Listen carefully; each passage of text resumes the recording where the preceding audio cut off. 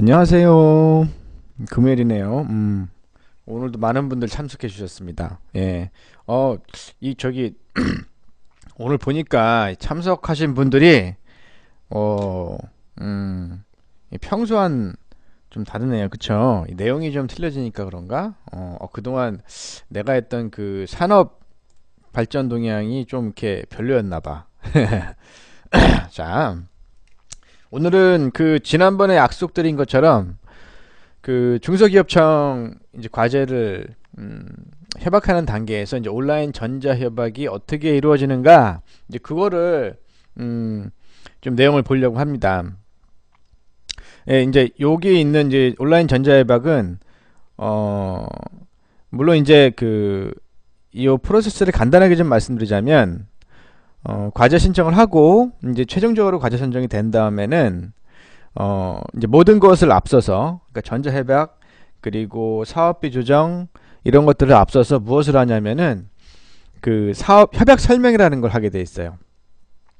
협약 설명이라는 걸 하게 돼 있고 협약 설명회에서 이제 요 자세한 내용을 기업들에게 안내를 해주게 돼 있습니다. 근데 요때 활용한 자료를 제가 이제 좀 얻었고요. 얻어서 일부 수정을 했습니다. 그리고 제가 이제 관리하고 있는 멘티 기업들 중에서 온라인 전자협약을 이제 그 진행하는 기업에 방문을 해서 직접 그쪽 대표이사랑 같이 앉아서 허락을 받고 이제 옆에서 참관을 했어요. 이제 전자협약이 어떻게 이루어지는지를 좀 자세히 봤어요. 내용을 봤는데 내용 자체가 그렇게 뭐 어렵거나 복잡하진 않아요. 자료를 앞으로 보여드리겠지만 자료상에는 이게 좀 설명이나 그런 게 복잡하게 돼 있어요. 근데 아마 이제 기업들하고 만약에 그 온라인 그 사업 신청서 제출을 해보신 분은 요 프로세스가 낯설지 않을 겁니다. 그러니까 저는 이제 권장해 드리고 싶은 게 반드시 이 귀찮아하지 마시고 요 내 멘티 기업이 이제 이 온라인으로 사업 신청을 한다. smtech.go.kr 들어가서 사업 신청을 한다 그러면 참석하셔서 함께 그 과정을 지켜보시는 거 아주 좋습니다. 물론 이제 가까운 기업일수록 그런 걸 좀 해주면 좋겠죠. 그래서 그 사전 지식을 좀 알고 있으면요, 우리가 기업들을 지도하거나 어려운 부분을 해소해 주기에 아주 좋아요. 저도 사실은 이제 그럴 목적으로 요 사업 신청하는 거를 받고 그 이후에 이제 이렇게 사업 선정이 돼서 이제 온라인 전자협약 하는 과정도 봤습니다. 그리고 그 이후에 전자협약 이후에는 또 어떻게 과정이 이루어지는지를 내용을 봤어요. 자, 그 여러분들이 이제 온라인 전자협약 하면은 전자협약 시에 요 그 수정사업계획서를 제출을 하고 그리고 smtech.go.kr 들어가서 요 수정사업계획서 업로드하고 기본 종무 입력을 하고 그리고 공인인증서로 전자 서명을 하게 돼 있어요. 그러면 전자협약이 된다라고 생각하는데 사실 그게 전자협약은 아니에요. 그거는 제출 단계인 거고 전자협약은 좀 다른 의미입니다. 자, 그 부분은 제가 자세히 설명해 드릴게요. 아이고. 자, 기술개발사업 전자협약 안내. 이 자료는 그 원래 저기 그 뭐죠? 제품 공정 개선 사업 있죠. 거기에서 그 요 전자협약 안내를 할 때 설명회 할 때 가서 제가 직접 본 것이고 그 제품 공정 기술 개발 사업에 활용된 자료긴 한데 사실은 그 중소기업청 SM택을 통해서 전자협약을 하는 단계는 거의 다 똑같습니다. 비슷해요. 방법이 많이 틀리진 않습니다. 그래서 이거를 표본 삼아서 제가 말씀을 좀 드릴 거예요. 이제 그 전자협약 안내를 하고 난 다음에는 전자협약 이제 협약 변경 절차는 또 어떻게 되는지 그 내용도 이제 간략하게 설명을 드릴 겁니다. 자, 아주 중요한 사항이에요. 이거 굉장히 필수적인 사항인데 기업 대표들이나 담당자들이 좀 가끔 놓치는 경우가 있습니다. 분명히 전자협약 설명에 가면은 설명을 합니다. 그쪽 그 주무관들이나 요 간사들이 나와서 설명을 다 하고 하는데 자꾸 이제 미스를 내서 까먹는 경우가 있는데 가장 실수를 많이 하는 게 연구비 계좌예요. 연구비 계좌는 시중에 모든 은행이 다 되지 않아요. 되는 은행이 있고 안 되는 은행이 있어요. 근데 그거를 생각하지 않고 자기가 거래하는 주거래은행에다 연구비 계좌 개설을 해버리는 경우가 있어요. 근데 그랬다가 나중에 이거 안 되네. 그러고서 다시 부랴부랴 연구비 계좌 개설 새로 해가지고 이제 다시 재시작하는 이 전자협약 절차를 그런 경우가 있는데 시간 낭비죠. 전자협약 과정이 빠를수록 좋습니다. 빨라서 전자협약은 있잖아요. 예를 들어서 우리가 그 기업이 사업에 선정됐다고 이렇게 뭐 발표를 해주고 뭐 아니면 뭐 이렇게 서면 평가하고 현장 평가하고 그 대면 평가의 결과를 일괄적으로 발송한 것과는 다르게 전자협약 같은 경우에 기업이 이미 그 선정이 된 상태에서 전자협약을 하는 단계를 공지하고 그 기업들에게 전자협약 완료됐습니다 하고 입금됐습니다까지 오는 메시지, 그것까지 단계가 일괄 처리되지 않아요. 빨리 할수록 빨리 받습니다. 그러니까 가급적이면 빨리 할수록 좋겠죠. 기본적으로 생각해 보시면 알아요. 왜냐하면 예를 하나 들어 설명을 드리자면 제품 공정 개선 같은 경우에는 9개월입니다. 9개월. 9개월이에요. 1년이 아니고 9개월이에요. 잘 안 보이나요? 9개월. 1년이 아니에요. 근데 9개월인데 일반적으로 제품 공정 같은 경우에는 사실 이제 대면 평가는 없죠. 1차 서면 평가 이후에 현장 평가하고 선정이 됩니다. 그럼에도 불구하고 있잖아요. 보통 짧으면 1개월, 길면 2개월을 까먹어요. 9개월에서. 그러면 실제 사업기간 7개월이 되는 경우가 있어요. 기업한테는 물론 나중에 이제 이거를 연장을 할 수도 있습니다. 그 말은 사유가 있으면 요 개발 기간을 연장 신청할 수도 있긴 한데, 근데 가급적이면 빨리 받아서 재날짜에 끝내는 게 좋죠. 그러니까 요 과정이 미스나가지고 자꾸 일정이 지연되지 않게 빨리빨리 진행해 주는 게 좋아요. 기업한테는 당연히 그래야 돈을 빨리 받으니까요. 연구비 계좌는 현재 2017년도 기준으로 해서 기업은행, 국민은행, 산업은행. 근데 요 국민은행이 되는 경우가 있고 안 되는 경우가 있더라고요. 여기 그 제품 공정 계산에서는 국민은행이 들어갔는데 국민은행 들어갔다 맞다. 신한은행이 안 들어갔다 맞다. 신한은행이 안 들어갔네요. 예. 요 국민은행, 산업은행, 경남은행, 부산은행, 전북은행, 우리은행. 요렇게 시중 7개 은행만 현재 됩니다. 이 외에 이제 외환은행이든 신한은행이든 뭐 이런 은행들 있죠. 앞으로 이제 추가될 예정이라고 하는데 이제 아직은 모르겠어요. 그 안내서 책자에 보면은 그 추가 예정이라고만 나와 있더라고요. 이렇게 이제 7개 시중은행만 된다라는 거를 사전에 분명히 알고 있어야 돼요. 이거 굉장히 많이 잘 흘려버리는 겁니다. 근데 연구비 계좌는 사실 뭐 연구비 계좌하고 정해진 건 없어요. 일반 보통예금 계좌면 됩니다. 법인명으로 된 거죠, 물론. 개인이면 물론 개인명의 연구비 계좌고요. 법인이면 법인명의 연구비 계좌인데 연구비 계좌라는 명칭이 아니어도 돼요. 그냥 일반 예금이면 되고 일반 보통예금 계좌면 되고, 단지 요 계좌는 다른 용도로 사용하시면 안 됩니다. 연구비 계좌를 받고 지출하는 데만 사용하셔야 돼요. 그게 좋아요. 그게 나중에 이제 감사 때라도 그 연구비 계좌에서 모든 게 명료하게 드러나는 게 좋죠. 사실은 뭐 영문 모를 돈이 들어왔다 혹은 영문 모를 돈이 나갔다 이렇게 보여주면 좀 더 세심한 감사를 받을 수 있는 대상이 되죠. 그러면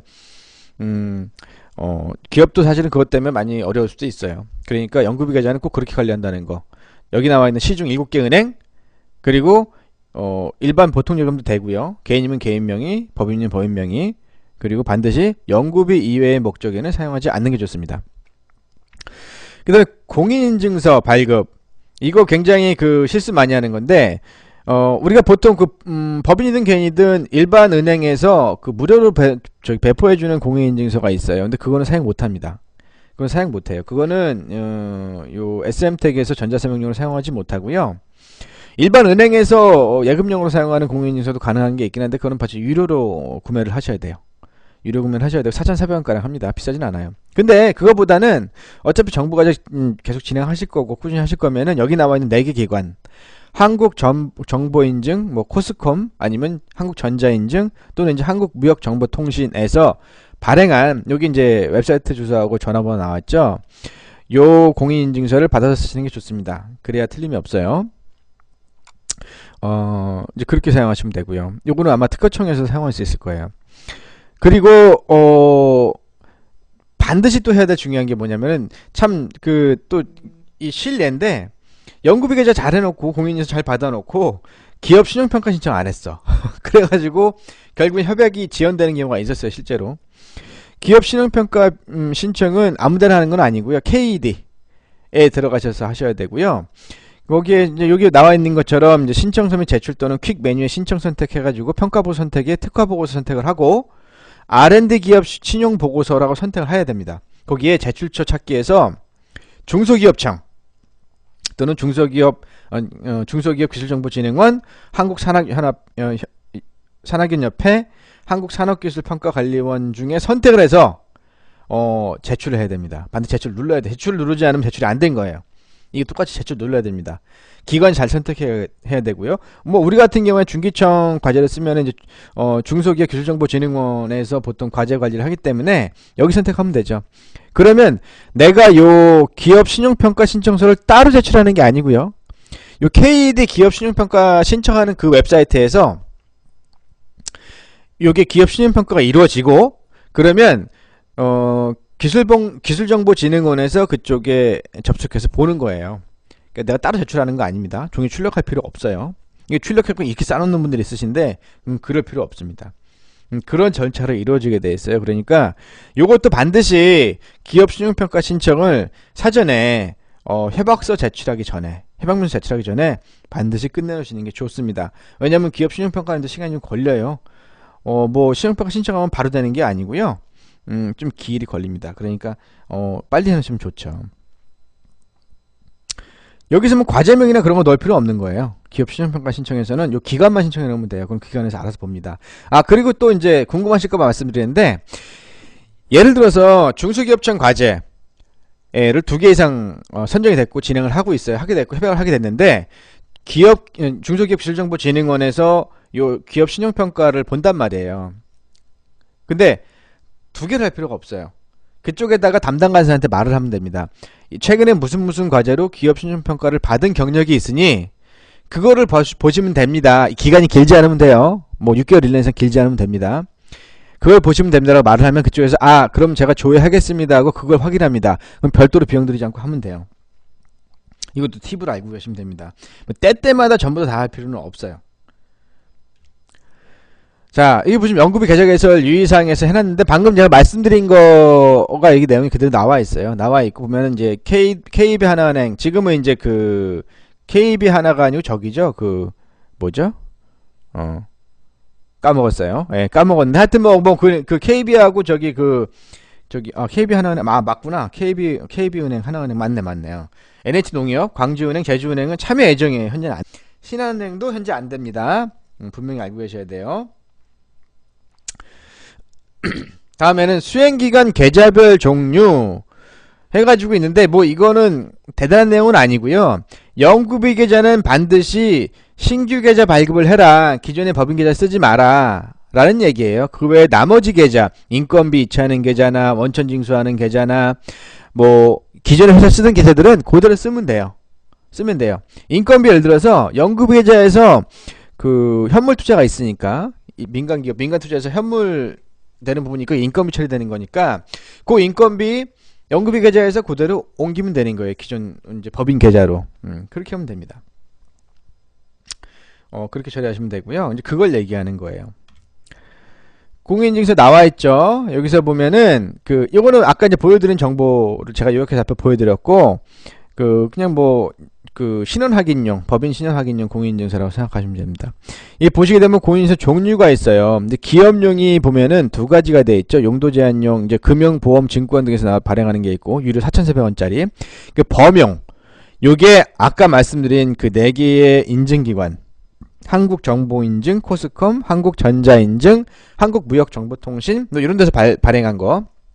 11만원이 약간 비싸긴 한데, 요거 정부기업 지원금에서 활용 가능합니다. 간접비 계상해서 이제 그쪽에서 활용할 수 있고요. 나중에 잊지 않고 이 기업에도 알려주세요. 큰 금액은 아니지만 기업한테 미리 알려주면 싫어할 기업은 없어요. 자, 요렇게 하시면 돼요. 그 다음에 이제 기업 신용평가 신청하는 거 KEDrating.com KEDrating.com입니다. 여기 들어가셔가지고 보시면 여기 배포가 되는지 모르겠는데 궁금하신 분들은 저한테 연락주세요. 그럼 제가 요 관련된 자료를 보내드릴게요. 뭐 상단 신청 및 제출 누르고 퀵 메뉴 신청 선택하고 특화보고 선택하고 R&D 기업 신용보고 선택하고 제출처에서 중소기업 기술정보진흥원 선택하고 그 다음에 제출 누르면 됩니다. 기업에서 유별나게 많이 신청해야 될 내용 많지 않아요. 그러니까 부담 갖지 말고 하도록 하면 됩니다. 요거는 20 몇만 원 정도, 이게 22만 원 들어가네요. VAF 포함해서 요건 들어가는데 간접비 상계 처리 가능합니다. 예, 그러니까 이것도 기업한테 반드시 얘기를 해주면 돼요. 근데 일반적으로 그 중소기업청에서 저거 할 때, 이거 협약할 때 그 간접비 부분을 수정을 하라고 보통 얘기를 해요. 거기에 이제 보통 뭐가 들어가냐면 요거 공인인증서 발급 비용하고 이제 그 신용평가 신청서를 거기다 넣으라고 하기도 합니다. 그대로 적용하면 돼요. 그럼 나중에 간접비로 계산 이제 상계 처리 가능합니다. 예. 자, 이제 본격적으로 그러면 기술개발 사업 전자협약이 어떻게 진행되는지 전체적인 프로세스를 간략하게 정리해 놓은 겁니다. 뭐 요게 그 정리해 놓은 건 하지만 개념적으로 머리 담으시면 돼요. 전자협약전 준비사항 나와있죠. 범용 공인인증서 발급 준비하고 연구비 계좌 개설 반드시 해놓고 기업 신용평가 신청 해놓습니다. 이렇게 해놓으면은 사전 준비가 끝난 거예요. 그러면 그 다음에 준비해야 될 건 뭐냐? 사실은 이렇게 협약전 준비사항 있죠. 이거를 준비하면서 담당 간사, 즉 기술정보진흥원 담당 간사로부터 연락이 와요. 그러니까 보통 그 SM택이 전자공지함에 들어옵니다. 들어오면은 그 전자공지함에 뭐라고 나와 있냐면 어떤 이메일로 사업계획서를 수정해서 보내라 하고 날라오는데 어떤 거냐면은 엑셀 차트가 하나 와요. 엑셀에 보면은 사업비, 그 간접비, 직접비, 그리고 뭐 이제 비문법 소유명세서 이런 게 표시된, 자동으로 우리가 숫자만 집어넣으면 요율이 계산되게끔, 그 퍼센티지 계산되게끔 나와 있는 계산식이 들어가 있는 수식이 들어간 엑셀 파일이 오고요. 그리고 기존의 사업계획서를 파트 1, 2를 합치고 비문법 소유명세서 따로 해가지고 두 개로 나눠서, 원래 파트 1, 2하고 비문법 소유명세서 세 파트로 나눠져 있죠. 근데 요거를 합치라고 그래요. 합쳐서 두 개의 파일로 만들려고 합니다. 그렇게 만들어서 이메일로 보내주십시오 라고 말을 해요. 여기 보면은 그 협약서 작성 및 제출해서 수정사업계획서 작성해서 평가 의견을 반영해서 이메일로 보낸다 라고 표시해놨어요. 빨간색으로. 이건 이제 수정을 좀 한 건데, 평가 의견을 반영을 해서 이렇게 이메일 작성을 한 다음에, 수정한 다음에 이메일로 발송을 하면 돼요. 그러면 담당 간사가 검토를 해가지고 이상이 없다 그러면 SM택에 업로드 하십시오. 별도로 옵니다. 연락이 다시 한번 전자공지함에 들어와요. 이메일도 오고. 그러면 그때 SM택에 기본 정보는 우리가 처음에 사업 신청할 때 넣었던 기본 정보 넣는 방식과 똑같아요. 넣고 그 다음에 마지막에 요 문서, 이제 수정사업계획서를 업로드하고 그 외에 기타 자료들을 같이 첨부 자료들을 업로드합니다. 그리고 업로드한 이후에 제 끝에 보면 전자인증 날인이가 더 있어요. 전자인증 날인 부분에 보면은 어떻게 되어 있냐면은 그 협약 문서를 내가 열어서 볼 수 있게 되어 있습니다. PDF로 되어 있고요. 협약 문서를 열어서 보면은 어떤 내용의 협약이 이루어지는지 쭉 나와요. 거기에 보면은 그 PDF 파일, 그걸 내가 그 이미지를 캡처 안 했는데 상단에 보시면 전자서명이라고 이렇게 상자가 하나, 박스가 있어요. 그걸 누르면 미리 준비했던 범용 공인인증서를 이용해서 전자협약 이 서명을 하게 되어 있어요. 전자공인인증서로. 그러고 난 다음에 그러면 그 밑에 보면은 전자협약 문서 부분에 처음엔 N으로 표시됐던 게 Y로 바뀝니다. 그리고 맨 밑에 있는 제출을 누르셔야 됩니다. 제출 중요해요. 제출 안 누르면 제출이 안 된 거예요. 제출 누르시면 제출이 돼요. 그러면 이게 끝은 아니에요. 물론 이제 모든 문서와 협약서가 아무 이상 없이 깔끔하게 작성됐다 그러면 며칠 안 있다가 담당 간사가 다시 전자공지를 합니다. 이메일을 보내요. 뭐라고 하느냐? 요 가상계좌에 민간 부담금, 현금 부담금 얼마를 입금해라 하고 이메일이 옵니다. 그러면 입금하면 돼요. 입금하는데 뭐 그렇다 그래서 그것도 전자협약이 된 거냐? 그것도 아니에요. 완료된 건 아닙니다. 입금이 확인되면, 그 담당 간사가 입금을 확인하면 협약 체결을 진행을 그때 합니다. 무슨 얘기인지 알겠죠? 그 전까지는 문서 검토 과정이에요. 그리고 이제 기업이 그 기업 부담금 현금 입금을 하는 과정인 거고, 요 과정이 다 끝난 상태에서 협약 체결이 진행이 돼요. 그러면 그때 과제별 전문기관 담당자 지정을 다시 합니다. 담당 간사하고는 약간 달라요. 담당 간사는 뭐냐면은 서류 처리 과정을 깔끔하게 마무리 져주는 거고, 나중에 과제 관리하는 부분은 또 별도의 담당 간사가 지정이 다시 돼요. 담당자가. 그러면 전문기관 담당자가 협약서를 다시 검토를 하고, 그 다음에 요 검토가 끝났으니 전자행진 나른하세요 오면은 그때 전자행진 나른하면은 협약. 그게 협약입니다. 이게 협약과 절차가 꽤 길죠. 물론 이제 협약서 작성하고 최초의 전자인증 날인한 상태, 그러니까 협약서를 제출한 상태에서 민간부담금 입금 전까지 사업계획서 보완을 추가적으로 요청하는 경우가 있어요. 그것도 뒤에 보면 나와 있는데 이제 필요시하는 겁니다. 이거는. 그러면 거기에 이제 보완 내용을 자기들의 의견을 따라서 쭉 보내줍니다. 그러면 그 내용을 바탕으로 사업계획서나 아니면 비명서 소유명서서나 엑셀 차트나 뭐 그 외 기타 서류들을 수정해서 올려줘야 돼요. 예, 그래야만 가능한 겁니다. 그 다음에 전자행진 최초의 협약체결, 마지막에 협약체결 부분까지 가서 전자행진 날을 하면은 그 다음엔 연구비 지급이 됐습니다 하고 띵 하고 떠요.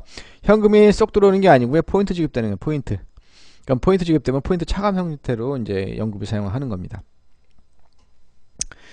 이런 절차로 이루어지게 돼 있어요. 그러니까 이거를 머리에 좀 담아놓고 계시면 돼요. 그럼 기업들이 보통 질문을 많이 합니다. 제출했는데 왜 연락이 없어? 민간부담금 입금했는데 왜 연락이 없어? 이렇게 질문들 해요. 그러면 기다리세요. 그러면 과제별 담당자 재지정되고, 그리고 그 검토가 끝난 다음에 서류 검토에 이상이 없으면 전자행진 날인하러 한 번 더 옵니다. 그럼 그때 하시면 그 다음에 연구비 지급이 됩니다. 이렇게 설명할 수 있겠죠. 뭐 그럼 답답한데 긁어줄 수 있어요. 그리고 우리가 사실 알고 있으면은 대응하기도 편해집니다. 실제로 뭐 이제 전자협약서 제출 다 했는데 정보 보완하라고 요청이 본대로 왔는데 도저히 모르는 거야. 그 실례입니다. 기업 대표가 아무리 봐도 수정하라고 하는데 다 했는데 아무리 봐도 수정을 추가적으로 할 데가 없는 거예요.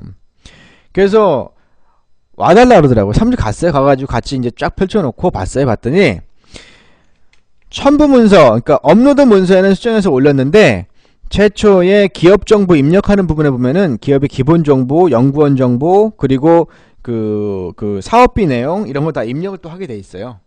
근데 입력하는 과정에서 연구원들의 참여 비율, 연구 참여 비율을 안 바꿨더라고요. 그러니까 그걸 계속 수정하라는 얘기인데 이분이 못 알아들은 거예요, 그 얘기를. 그래서 그거를 수정사업계획서에 맞춰서 다시 수정을 해줬죠. 금액과 연구의 비율을, 연구 참여 비율을 수정을 해주고 그 다음에 다시 제출했어요. 그런데 여기서 하나가 또 이제 문제가 발생했었는데 뭐냐면은 이건 중요한 팁이니까 알아두세요. 내가 예를 들어서 SM택에 들어가서 이 협약하는 과정에 입력하는 정보를 다 입력을 했고 전자문서도 다 등록을 했어요. 근데 중요한 게 뭐냐면은 맨 마지막에 협약서라는 게 별도로 만들어져요. 실제로 PDF문으로 만들어지는데 전자문서가 이 협약서에 반영이 안 되는 경우가 있어요. 이거는 기술적인 문제입니다. 그러니까 기업이 잘못하는 것도 아니고요, 간사 잘못하는 것도 아니고 요 SMT 가지고 있는 기술적인 문제가 있더라고요, 보니까. 그래서 내가 이걸 다 수정을 해서 입력을 제출을 하더라도 간사가 보기에 똑같아. 틀리지 않아. 다 맞아. 그럼에도 불구하고 협약서에 반영이 안 돼 있어. 요건 기술적인 문제예요. 그때는 어떻게 해결하냐, 여기 그 고객센터 전화를 해야 돼요. 이쪽 기술정보진흥원 고객센터 전화를 해서 이러이러한 문제로 내가 수정을 다 했고 간사도 확인했다. 근데 협약문서엔 반영이 안 돼 있으니 반영을 해달라고 요청을 하면은 이 사람들이 반영을 해줍니다. 그러면 그때 처리가 돼요. 이런 예가 실제로 발생을 해요. 그러니까 반드시 알아두시는 게 좋습니다. 이건 중요한 팁이에요. 왜냐하면 이거 모르고 있으면 계속 헤매요. 왜 안 되지? 담당 간사가 이걸 잘 알까요? 몰라요, 잘. 담당 간사도 이상하다, 왜 안 되죠? 담당 간사들은요, 미리 알고 계셔야 되는 게 기정원에 들어온 지 얼마 안 된 주임이나 대리급 정도 될까요? 그 정도도 안 되는 것 같아. 그런 여직원들이 보통 간사를 해요. 왜냐면 서류만 챙기는 과정이기 때문에 서류가 틀림이 있는지 없는지 보는 분들이기 때문에 뭐 기술적인 부분, 사업적인 부분 몰라요, 이분들은. 그러다 보니까 실수가 종종 발생하기도 하고 어떤 부분이 잘못된 건지 파악하지 못하는 경우가 있습니다. 그러니까 이런 거는 반드시 알아놓으세요. 봐서 이 기술적으로 뭔가 잘못된 것 같은데 싶으면 고객센터 전화해서 기술 지원 요청을 하세요. 그러면 해결이 금방 됩니다. 자, 이때 이제 협약문서 이제 업로드하는 과정이 있잖아요. 협약서 제출하잖아요. 그렇죠? 처음에 수정사업계획서 완료를 하고 그러면 담당 간사가 SM택에 협약문서를 업로드하세요라고 이제 공지, 전자공지가 오면 시작을 하죠. 그러면 여기 나와 있는 문서를 보시면요. 중소기업 기술사업, 기술개발사업 협약서 사업계획서 파트 1, 사업계획서 파트 2, 중소기업 경영향표, 사업비 비밀법 소유명세서, 시용상태 정보 제공, 거래내역 조회 동의서, 기지원, 기개발 및 중복 지원 여부 확인서, 청렴제약서, 연구비 판뱅킹 서비스 이용신청서. 여기서 보시면 연구비 판뱅킹 서비스 이용신청서 이외에 전부 다 본 거죠, 이미. 우리가 처음에 사업 신청할 때 제출하는 자료들이에요, 사실은. 근데 또 제출합니다. 새로 만들어 제출합니다. 새로 만들어서. 예, 그렇게 생각하시면 돼요. 새로 만들어 제출한다고 보시면 됩니다. 똑같은 일 또 하는 거예요. 뭐 기업이 하면 되는 거니까 뭐 큰 뭐 부담은 없죠. 기업한테 기업이 물어봅니다. 예전에 만들어 제출한 게 있는데 이거 그냥 쓰면 안 돼요? 그러면 한마디 하세요. 그냥 새로 하세요. 뭐 시간도 얼마 안 걸리는데 그냥 새로 하시는 게 좋습니다. 과거 그러니까 양식이 바뀌더라고요. 이게 왜 그런지 모르겠어요. 근데 우리가 전자협약할 때에 제출하는 그 첨부자료 문서 양식하고 사업 신청할 때 냈던 첨부자료 양식 문서가 약간 달라요. 그 설명에도 써 있어요. 양식이 다르오니 새로 작성해 제출하셔라고 써 있어요. 그럼 새로 작성해 제출하면 돼요. 그렇게 제출하면 됩니다. 그리고 이제 과정에 뭔가 변화가 생길 수가 있어요. 예를 들어서 1번에서 8번까지는 공통양식이라 반드시 제출해야 되는 겁니다. 근데 9번에서 14번까지, 그러니까 1번 같은 경우는 자동 생성이니까 뭐 제출이 아니죠. 내가 입력을 하면은 그게 생성이 되는 거죠. 이제 그 커버 페이지처럼. 근데 9번에서 14번까지는 필요시 제출하는 거예요. 필요시. 여기에 보시면은 처음과 다른 내용이 들어가는 경우가 있어요. 뭐냐면 신규 채용 예정 확인서라든가 이런 거는 나 처음에 7월달에 신규 채용하기로 했는데 협약은 9월에. 근데 약간 연기돼서 11월달에 신규 채용할 것 같아. 그러면 11월달에 바꿔서 해야겠죠. 그때는 수정해서 새롭게 바꿔서 올려야 됩니다. 신규 채용 예정 확인서 이런 거 놓치고 그냥 예전 거 그대로 올리면 안 돼요. 그럼 다시 하라고 내려옵니다. 그럼 그만큼 시간 낭비예요. 그러니까 신규 채용 예정 확인서 이런 것도 내용이 바뀌었으면 바뀐 내용 반영해서 하셔야 돼요. 보통은 연구기자재 연구시설 도입계획서 제출 안 하고 연구기자재 구입계획 제출 안 하기 때문에 이건 거의 해당 사항이 없죠. 그리고 주관기관과 참여기관 간 기술개발계약서 요거 같은 경우에는 참여기관이 있으면 하는데 일반적 구매조건부 같은 경우에는 표준기술개발계약서라는 걸 합니다. 그 수요처와 주관기관 사이에 표준기술개발계약서를 맺어야 돼요. 반드시. 이것도 미리 알아두시면 좋은 게 처음에는 이 내용 잘 몰라요. 처음에는 그냥 정원 받으면 되는 줄 알죠. 그 구매 의향서만 받으면 되는 줄 아는데 그렇지 않아요. 끝나고 나서 협약할 때 구매조건부 같은 경우에는 요 주관기관과 이 수요처 간에 그 표준기술개발 계약서를 또 별도로 맺어야 돼요. 이거 굉장히 이 수요처한테 부담이 되는 계약서예요, 사실은. 근데 실제로 이게 과제가 끝나고 나면요, 법적 구속력은 없는데 과제 개발 기간 동안에 수요처는 약속한 대로 요 주관 기관을 지원을 해라. 왜냐면 수요처 부담이 10%가 있거든요. 10% 부담이 인건비 부담도 가능해요. 전부 100% 현물 부담 가능합니다. 그러니까 보통 연구원 지원을 보통 많이 하는데 연구원 지원 약속대로 잘 해라. 라는 어떤 그런 내용의 이제 그거예요. 왜냐하면 요 중간에 보통 주관 기관들은 약자들인 경우가 많죠. 수요처는 대기업이고 그러다 보니까 정부 입장에서는 약자인 주관기관의 어떤 편을 들어주기 위해서 만들어놓은 자료라고 보시면 돼요. 그러다 보니까 수요처에서 거부 반응을 일으킨 경우가 있어요. 사전에 미리 알고 얘기를 해놓으면 훨씬 부담이 덜합니다. 근데 국내 수요처만 사실은 표준기술개발계약서가 있지 해외 수요처 같은 경우는 없어요. 해외 수요처 같은 경우에는 그 수출계약서나 아니면 MAO나 이제 이런 것만 있으면 됩니다. 그래서 뭐 해외 수요처는 이런 걱정할 필요가 없습니다. 뭐 위탁연구개발 계약서 같은 경우에도 거의 이제 저희 같은 경우는 권하지 않죠. 물론 이제 그 공정개성과제 같은 경우에는 이제 그 공정등록증이나 집중생산 확인증을 제출을 해야 되고요. 요렇게 이제 자료도 제출이 돼요. 요 이제 업로드하는 자료, 이제 1번 같은 경우에는 자동 생성이고 내가 입력한 정보를 토대로 자동 생성되는 거고 2번부터 14번까지는 내가 업로드하는 JPG나 PDF로 변환해서 업로드하는 거라고 보시면 돼요. 자, 수정과 사업계획서를 작성하는 과정이 어떻게 되느냐. 이제 여기서 수정 사업계획서는 뭐냐면은 내가 담당 간사와 이메일로 커뮤니케이션해서 담당 간사가 보낸 양식에 따라서 수정사업계획서를 제출한 것과는 다르게 여기 내용을 입력을 해야 되는 경우가 있습니다. 여기 내용을 입력하는 방식은 실제로 사업 신청할 때에 입력하는 방식과 유사합니다. 근데 다른 부분이 있다면 뭐가 있냐면 기술성 평가 종합 의견이라는 게 붙어 있어요. 기술성 평가 종합 의견은 뭐냐면은 무시하시면 안 됩니다. 반드시 보고 참고해야 되는데 여기 나와 있는 내용이 사업계획서에 반드시 반영이 돼야 돼요. 반영이 되지 않으면 반려됩니다. 그래서 보면 반려 이력이라고 있는데 반려된 내용을 이렇게 1번부터 쭉 번호를 매겨서 반려 이력을 쭉 적습니다. 그럼 그 반려 내용에 보면은 어떻게 수정해라라는 내용까지 포함이 되어 있어요. 그러니까 반드시 참고하셔서 반영하셔서 업로드 하셔야 되고요. 문서 입력하고 업로드 하셔야 되고요. 기술성 평가 종합 의견 같은 경우에는 보통 일반적으로 그 대면 평가를 하는 대면 평가든 아니면 뭐 저 현장 평가까지만 하든 간에 그 성전됐다 안 됐다라는 그 전자공지가 왔을 때 평가 내용이 들어가 있어요. 평가기 들어가 있고 거기에 나와 있는 내용이라고 보시면 됩니다. 거기에 보면은 뭐 사업비가 과도하게 잡혔으니 뭐 삭감 연방된다. 혹은 예를 들어서 나중에 그 저거 하죠. 이제 그 기술 개발을 한 다음에 제품을 만든 다음에 혹은 공정 개선한 다음에 그 평가를 하죠. 그 시험 연구기관에 의뢰해 가지고 요 시험 평가를 하게 돼 있죠. 그래서 성능 평가를 하는데 성능 평가 부분이 잘못됐으니 이렇게 수정해라. 뭐 과하니 줄여라. 뭐 부족하니 더 붙여라. 이런 내용들이 들어갑니다. 그럼 그런 내용들이 들어가 있으면 반드시 반영해야 돼요. 반영 안 하면 안 됩니다. 반영 안 하면 반영하라고 다시 반려됩니다. 뭐 반려가 된다고 해서 이게 협약이 안 되냐 그건 아니에요.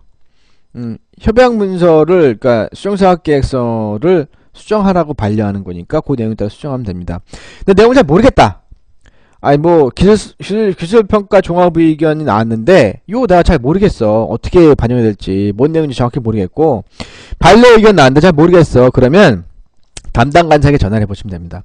근데 담당 간사 같은 경우에는 보통 서류만 확인하는 분들이기 때문에 기술성 평가 종합 의견에 대해서 잘 알지 못해요. 실제로. 보통 기술성 평가 종합 의견이 이렇게 나왔는데 내가 무슨 내용인지 잘 이해가 안 됩니다. 어떻게 하면 되나 알려주세요. 그러면 이 부분은 제가 잘 모르는 부분인데 제가 그 부분을 기억을 해낼 테니까 그 부분 수정하지 마시고 그냥 제출하세요 라고 답이 옵니다. 보통. 왜냐하면 기술성 평가는 전문위원들이 보통 해요. 여기서도 평가 전문위원들이 있잖아요. 그쵸? 그럼 그분들이 하는 겁니다. 그러니까 이 간사들은 잘 몰라요. 그럼 간사가 시키는 대로 하면 돼요. 그냥 그럴 때는. 그렇게 하면 돼요.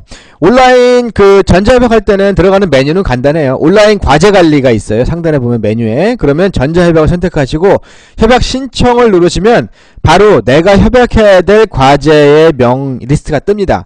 그럼 그 명칭을 클릭하면은 협약 시작하는 페이지가 열려요. 그럼 그때 기술성 평가 종합 의견을 볼 수 있게 상단에 이렇게 칸이 있습니다. 그럼 그거 보고 반영하면 됩니다. 어렵지 않아요. 간단해요. 입력하면 돼요.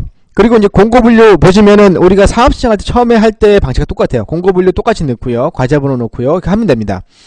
그리고 주관기관 및 과제 책임자 정보도 기존의 연구원 그 과제 책임자 정보 똑같이 넣으면 돼요. 이것도 사실은 사업 신청할 때 하는 건 똑같은 방법입니다. 그래서 기업한테 그렇게 말을 하면 돼요. 입력하는 부분, 그러니까 업로드가 아니고 입력하는 부분은 거의 똑같이 하시면 됩니다. 크게 다른 거 없습니다. 라고 말씀하시면 돼요. 다른 부분이 있다면 이런 저 부분이에요. 뭐 이제 개발 기간이나 기술 개발 기간은 똑같이 넣으시면 되고요. 그건 다른 게 없고 그리고 보안 등급 및 신청 및 기술 분류도 똑같이 넣으면 됩니다. 사업 신청할 때랑 다른 거 없어요. 근데 다른 부분이 이거예요.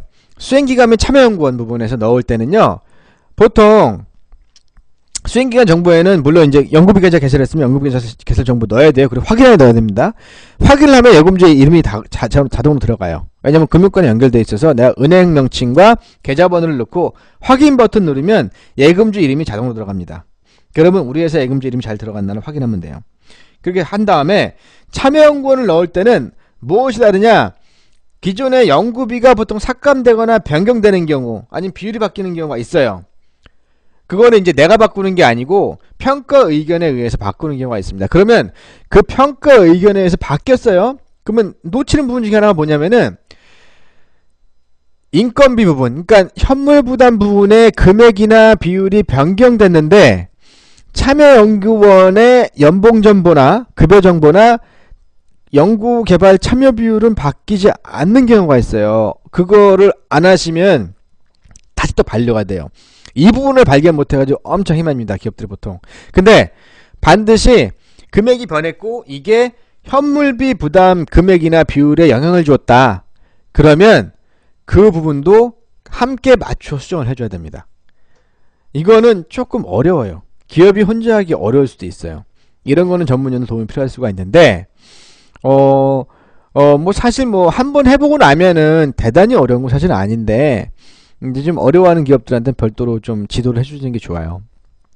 그래서 그 부분 놓치지 않게 최소한 놓치지 않게라도 해주시는 게 좋아요. 이제 현물 부담 부분이 바뀌었다 금액이 그러면 참여연구원들 금액 그 급여 정보하고 비율도 바뀌어야 된다는 걸 반드시 알려줘야 됩니다. 이래도 똑같이 그 과학기술인 번호 들어가니까 반드시 미리 준비해서 챙겨 놓으셔야 되고요. 이거 이제 중요한 팁입니다. 좀 잘 알고 계셔야 돼요.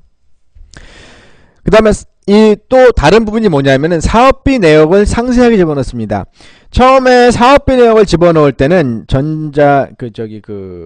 사업 신청할 때는 입력할 때는 간단하게 입력하고 그 자세한 정보를 업로드하죠. 근데 여기서 자세한 정보 업로드하게 돼 있는데 여기에서는 사업비 부분별로 그 인건비 부분, 간접비, 직접비 부분 이 부분을 다 넣게 돼 있어요. 그래서 이거 다 챙겨 넣어야 됩니다. 근데 이 부분에서도 실례입니다. 문제가 발생했던 적이 있었는데 뭐였냐면은 사업비 부분을 이렇게 수정을 해서 수정을 했어요. 했는데 처음에 여기 들어가시게 되면은 요 사업비 정보에서 9번 사업비 정보에서 담당 간사가 지정한 수정을 해서 수정한 그 사업비가 이 안에 입력이 미리 돼 있습니다. 내가 입력하는 게 입력이 돼 있어요. 그럼 입력되어 있는 거 클릭하면은 세부명세서가 열려요. 비목별 사업비 내역이 열리고 거기에 내가 금액을 넣게 돼 있어요. 그럼 그 금액의 합계가 간사가 집어넣은 금액과 맞아야 돼요. 근데 안 맞는 경우가 나옵니다. 분명히 간사가 지정한 대로 나는 금액 수정을 해 넣었는데 간사가 입력한 내용과 틀리게 나온다. 합계가 안 맞는다고 다음 달에 넘어가지 않는 경우가 있어요. 이런 경우 어떤 경우냐면은 실제 예가 있었는데 간사가 사업비를 잘못 넣었거나 그럴 수 있어요. 아니면 간사가 사업비 항목을 잘못 집어넣었거나 실제로 발생한 일이에요. 그러면 내가 맞게 항목의 금액을 집어넣어도 결국에는 간사가 잘못 집어넣은 항목에 맞지 않기 때문에 합계가 맞지 않는다고 오류 문자가 뜨면서 오류 경고가 뜨면서 다음 단계로 넘어가지 않습니다. 이럴 때 고민할 필요 없어요. 바로 간사에게 전화를 해서 지시하신 대로 사업비 부분을 변경을 했으나 합계 오류 넘어가지 않습니다. 확인해주세요 라고 뭐냐면은 본인들이 확인해보고 이게 잘못됐네요 말을 합니다. 근데 그러면 거기 담당 간사 바로 고쳐주는 게 아니고요. 내가 여기에서 수정 요청을 해야 돼요. 별도로. 이건 담당 간사에게 하는 게 아니고요. 요 페이지 안에서 이러이러한 부분이 잘못됐다고 수정 요청을 하는 겁니다. 전자문서로 보내는 거예요. 그러면 거기 담당 간사 그거를 받아서 수정을 하는 거예요. 그 담당 간사 직접 하는 게 아니고 그쪽 전산 쪽에다 얘기를 해가지고 전산 쪽에 수정을 하는 거예요. 그러면 수정이 되고 난 다음에 다시 입력을 하면 맞습니다. 그러니까 너무 고민 많이 하실 필요 없어요. 만약에 이제 요 사업비 내역에서 뭔가 맞지 않아서 합계 오류가 난다 그러면 반드시 담당 간사에게 전화하시고 이런 부분에 오류가 있습니다라고 말씀하시고 확인해보면 뭐가 틀렸는지 나오죠.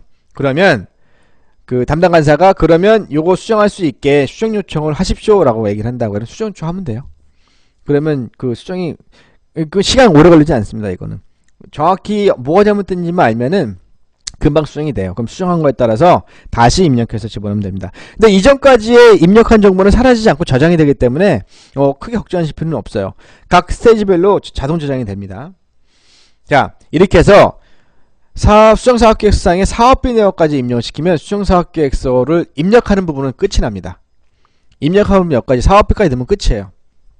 잘 넘어갔습니다. 자, 잘 넘어갔으면 이번엔 뭐하냐, 과제 권한자 기자재 정보 입력이라고 그래서 과제 권한자를 입력해야 돼요. 이거는 기존에 과제 권한자 다른 게 뭐냐면요, 과제 책임자도 있고 그리고 뭐 담당자도 있고 연구원들도 입력을 하잖아요. 그쵸? 그와는 다르게 과제 권한자에서 회계 정산할 사람을 지정을 하게 돼 있어요. 반드시 해야 됩니다. 보통 회계 정산할 사람은 과제 책임자를 집어넣으면 돼요. 고민할 필요 없습니다. 연구시설 장비 정보는 굳이 넣을 필요가 없습니다. 여기에는 뭐 이렇게 특별히 넣을 거 없어요. 그냥 하면 됩니다. 넘어가고요. 그 다음에 제출서는 똑같이 업로드 방식은 사업 신청할 때 방식과 똑같아요. 선택하고 그 업로드할 파일 선택해서 쭉 하면 됩니다. 업로드하면 돼요. 그러면 이제 쭉 업로드 되죠. 업로드가 된 다음에 전자서명을 하게 되는 거예요. 파일 업로드 끝나고 전자서명 하게 되면 보면은 여기 뭐 주관기간 뭐 전자서명이라 돼 있고 여기에는 그 가려있지만 회색으로 가려있지만 여기에는 기관명 그리고 책임자 전화번호가 써 있어요. 그리고 선정 여부에 서명 여부에 N이라고 노라고 표시되어 있죠. 노. 그러면 여기서 그 전자서명을 클릭을 딱 하면 PDF 문서가 열리면서 그 협약서를 볼 수 있게 되어 있어요. 실제로. 그러니까 내가 중소기업청과 이제 중기부죠. 중기부와 어떤 내용을 협약을 하는지 협약 문서를 다 볼 수가 있고 다운로드 받을 수 있습니다. 출력도 할 수 있고. 다운로드 받아 놓으시는 게 좋겠죠. 물론 나중이라도 들어가서 다운로드 받을 수 있습니다. 나중이라도. 전자서명 누르면 그 PDF 문서가 열리고 그러면 상단에 보면 전자서명이라고 써 있어요. 또 그러면 그거를 누르면 전자서명 할 수 있게 공인인증서 확인 창이 열립니다. 그럼 거기 암호 집어넣고 클릭하면은 확인하면은 요 N이라고 되어 있던 게 Y로 바뀌면서 전자서명이 끝나게 되죠. 그 다음에 해야 될 거 반드시 이 끝이 아니에요. 제출 버튼 눌러요. 제출. 맨 아래에 있는 제출 버튼 눌러야 문서가 제출이 돼요. 문서가. 돼요. 수정해서 다시 업로드하고 다시 제출하면 똑같은 방식 또 하면 됩니다. 근데 이제 됐어요. 제출까지 됐고 문서 확인 끝나서 아무 이상 없다라고 확인이 되면은 담당 간사가 뭘 보내냐면 전자공지를 해가지고 얼마의 그 현금 부담금을 어떤 계좌로 집어넣으라고 이렇게 와요. 그럼 거기다 입금시키면 됩니다. 그럼 입금을 확인하고 이상이 없으면 그거를 다시 기술 담당자한테 연결을 시키고 기술 담당자가 다시 서류를 확인을 하고 서류 확인에 이상이 없으면 전자서명하세요 하고 다시 한번 전자공지 날라와요. 그럼 그때 전자서명하면 됩니다. 길죠. 그쵸. 사실은 전자협약하는 것만 해도 한 달 이상 걸리는 것 같아요. 제가 보기에는. 첫째 이제 수정사업계획 제출한 이후에 한 달 이상 걸리는 것 같아요. 그러니까 시간을 얼마나 많이 까먹어요. 하루라도 빨리 하는 게 좋아요. 서둘러서. 그래야 하루라도 빨리 돈을 받고 하루라도 빨리 화합 진행할 수 있습니다. 이 사이에 보통 사업기간은 최초에 이것도 알아두셔야 되는 게 내가 최초 예를 들어서 난 7월부터 사업 시작한다고 제출을 했어요. 사업신청서에. 그리고 협약을 9월달에 했어요. 그러면 7월부터 사업 시작해도 됩니다. 그때 사업 진행하신 내용을 가지고요. 회계 처리 가능해요. 연구비로. 그러니까 그것도 기업이 알아둬야 돼요. 나중에 막 2개월 이상 지나갔어. 전자협약 하는데 야 2개월 까먹는 바람에 야 이거 개발하는데 지장이 있어. 이거보다는 미리 하셔야 됩니다. 중요한 거는 뭐 반드시 갖춰야 될 자료만 갖춰놓으면 돼요. 명확하게 내가 신청한 사업계획서상에 나온 그 품목에 대한 거래명세서, 세금계산서, 계산서 그리고 산해기한 이 세 가지가 있으면 증빙자료가 됩니다. 뭐 그런 것만 준비하시면 됩니다. 이것도 중요한 팁이니까 기업한테 알려주시면 좋죠. 이렇게 하면은 이제 그 협약이 끝나서 사업별로 사업 진행하면 되는 거예요. 회계 처리 과정을 어떻게 상세하게 진행하느냐는 전자협약 완료한 이후에 회장님께 여쭤보십시오. 그럼 아주 잘 안내해 드릴 겁니다. 자, 근데 하다 보면은 협약 내용 변경하는 일이 생겨요. 왜냐하면 문서 협약 내용의 변경 내용 예를 들어서 신규 직원 채용을 했는데 채용 못했어. 그러면 사업비 삭감당합니다. 그만큼 나중에 토해내야 돼요. 뭐 그런 경우에도 협약 내용 좀 변경이 되겠죠. 그 자체적으로 변경하는 경우 예를 들어서 내용이 여기에 보면은 자체 변경 내용에 보면은요 참여 및 위탁 연구기간 책임자 변경하는 경우 왜냐하면 사람이 죽을 수도 있고 회사 그만둘 수도 있고 잘릴 수도 있고 다양하잖아요 변수가. 그럼 반드시 변경해줘야 됩니다. 주관기관 등의 주소, 대표자, 기업 명칭 변경하는 경우 이것도 변경될 수 있죠. 회사가 망할 수도 있잖아요. 그죠? 참여기업이 망할 수도 있잖아요. 그럼 변경해줘야죠. 참여연구원, 직계비전속 연구원이 아닌 경우 변경. 참여연구원이 변경될 수도 있는 거예요. 사람 일은 모르는 거니까. 주관기관 등의 실무담당자 변경, 연구장비 재료비 전용. 이거는 연구장비 재료비의 일부를 전용해서 쓰는 경우가 있을 수 있어요. 그런 경우에 반드시 담당 간사의 허락을 받아서 변경을 해야 돼요. 내가 무턱대고 변경해서 업로드하는 게 아닙니다. 미리 담당 간사에게 얘기를 해서 허락을 받아야 돼요. 이러이러한 사유로 이렇게 변경하려고 하니 어떻게 하면 되겠냐라고 반드시 얘기를 해야 돼요. 그럼 담당 간사 검토를 해보고 거기에 문제가 없으면 변경하라고 합니다. 근데 변경하면 안 되는 경우도 있어요. 그러면 변경하시면 안 됩니다라고 말을 하죠. 그냥 삭감 당하거나 아니면 그대로 하거나. 중요한 거는 담당 간사 활용을 잘하세요. 기정원에. 그러면 이분들이 답을 많이 줍니다. 그리고 뭐 위탁 연구개발비 비목별 뭐 20% 이상 변경하는 경우 있을 수 있죠. 연구활동비 최초협약 금액의 10% 미만으로 변경하는 경우도 있을 수 있죠. 비목 자체 전용하는 경우도 있고 연구시설 장비 변경 구입하는 경우도 있는데 가급적이면 전용해서 사용하는 경우는 안 만드는 게 좋고요. 뭐 그런 선례를 자꾸 보여주는 게 좋지는 않습니다. 어차피 나중에 이제 그 회계 처리하는 과정에서 다 지켜본단 말이에요, 이 사람들은. 그러니까는 문제가 되지 않게끔 미리미리 손 써주는 게 좋아요. 그리고 협약 변경 승인하는 경우에도 이렇게 그 내가 미리 그 담당자에게 언지를 주어서 승인을 받고 자체 변경한 다음에 등록을 하고 반영을 하고 그럼 자체 변경 확인 내역을 확인을 합니다. 근데 이것도 무조건 승인하는 건 아니에요. 이렇게 협약 변경 승인하는 과정에서 반려가 나는 경우도 있습니다. 반려가 나면 반려 내역을 따라서 다시 또 수정을 해야 돼요. 물론 담당 간사는 일단 신청해 보세요 말을 했지만 변경되지 않는 경우도 있을 수 있습니다. 그거는 기업이 너무 큰 기대를 하면 안 돼요.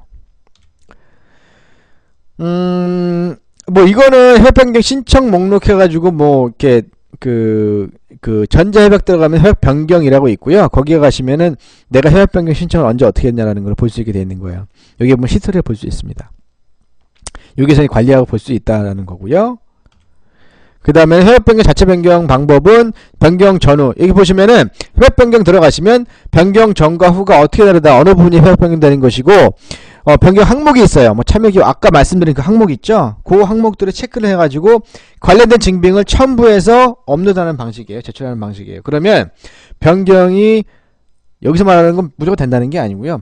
사전에 담당 간사와 얘기를 해서 변경하겠다라고 구두로라도 승인을 받은 상태를 얘기하는 거예요. 그럼 변경이 되는 거예요.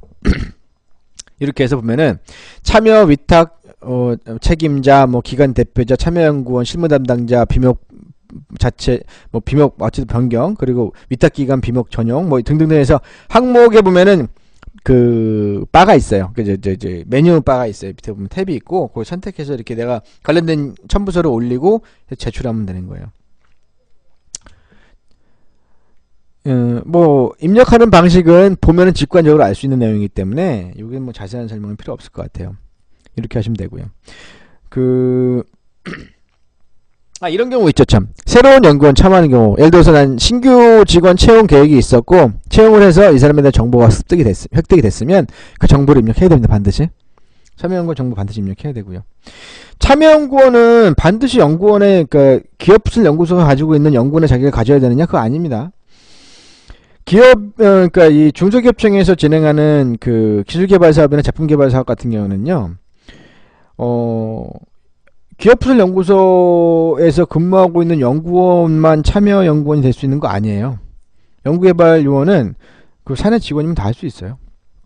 그러니까 뭐 이거 할 때 너무 고민 많이 하실 필요 없습니다. 그래서 참여 연구원 등록하시면 되고요. 그 다음에 뭐 이것도 뭐 비용별 자체 전용해가지고 뭐 어떻게 바꾼다, 승인 금액, 진행 금액, 잔여 금액 해서 표시하게끔 넣게 돼 있고 추가를 하면 추가 뭐 한다 이렇게 하는 겁니다. 뭐 이건 전용 기준이고요. 뭐 내부 인건비, 외부 인건비, 연구장비 재료비, 연구장비 재료비 같은 경우에는 뭐 담당자 통해 변경 승인을 거치셔야 합니다 나와 있죠. 그 연구장비 재료비 같은 경우에는 거의 전용하기 힘들다고 보시면 돼요. 근데 이건 있어요. 그 연구활동비를 연구장비 재료비로 전용할 수 있습니다. 그리고 연구수당을 연구장비 재료비나 연구활동비, 이거 그 의미예요. 연구활동비로 전용할 수 있고요. 연구과제 추진비도 연구장비 재료비나 연구활동비로 전용할 수 있고요. 간접비도 연구장비 재료비나 연구활동비로 전용할 수 있습니다. 그러면 내가 처음에 사용하고자 했던 그 비용은 못 쓴다는 얘기니까 두 가지 다 쓸 수 없습니다. 그리고 사전에 미리 알고 계셔야 돼요. 기업이 착각하면 안 돼요. 잘못하면 두 가지 항목을 다 잡아서 내가 전용해놓고 써놓고서 이거 달라고 청구하면 그러면 안 됩니다.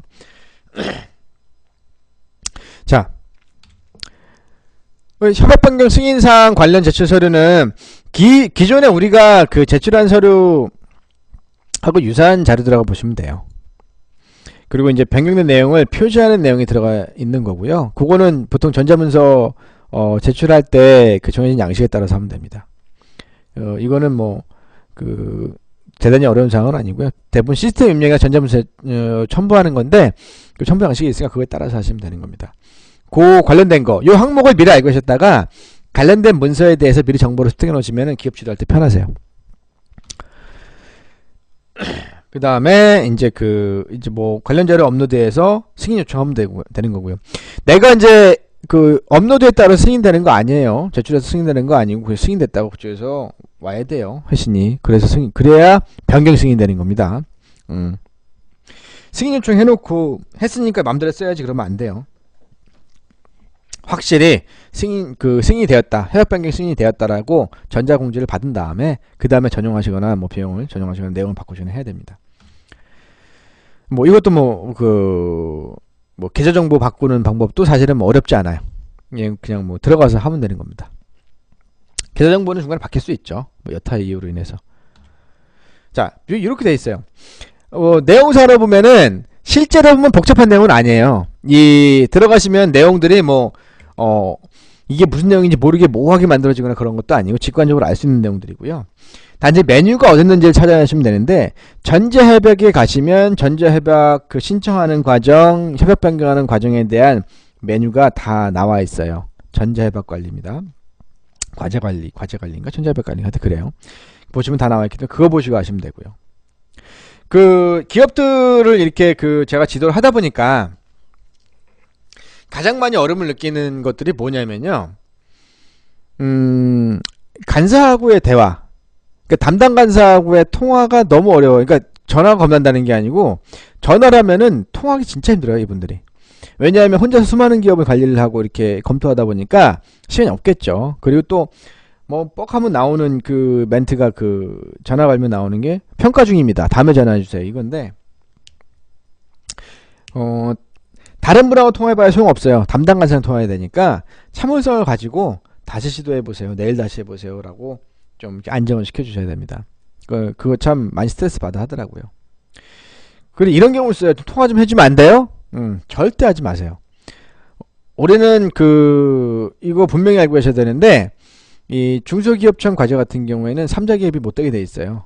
기업 혹은 참여기업 그리고 중소기업청만 서로 연결돼서 하게 되어 있기 때문에 3자 기업이 못되게 되어 있습니다. 절대로 전화하시면 안 됩니다. 대신해달라고 해도 절대 하시면 안 돼요. 그래서 물어보지 마시고 이렇게 뭐 전자협약하는 과정이나 사업신청하는 과정에 같이 옆에 앉아서 관람 참관하는 거는 관계는 없죠. 그건 뭐 관여가 아니고 어떻게 진행되는 건지 지켜보는 거니까. 중간에 문서를 잘못 입력했거나 잘못 쓴 분들이 있으면 내가 검토해 줄 수도 있는 거고 뭐 그런 거는 뭐 참견이라고 볼 수는 없으니까요. 그거 조심하셔야 되고요.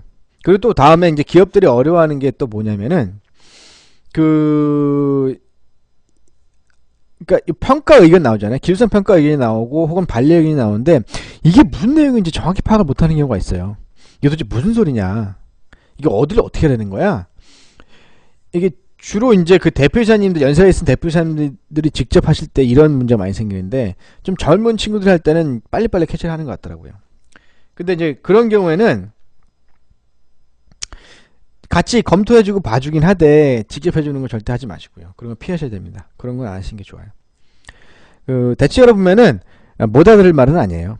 다 알아들을 수 있는 거고 뭐 기술성 평가 의견도 그렇고 그리고 반려 의견도 그렇고 그게 뭐 대단히 뭐 외계어 써 있는 것도 아니고 알아들을 수 있는 건데 본인이 이제 그 사업 계획서 내용에 대해서 명확히 인지 못하고 있으면 어느 부분을 얘기하는 건지 모를 때가 종종 있긴 합니다. 그럴 때는 사실 제일 편한 게 담당 간사한테 통화해 보는 게 제일 편해요. 대체적으로 그런 경우 문의가 오면은 담당 간사에게 문의해 보시면 제일 빠릅니다라고 답하는 게 좋아요. 왜냐하면 담당 간사가 어쨌든 간에 그 서류 검토에 책임이 있는 분이기 때문에 그분들 가장 잘 알아요, 내용을.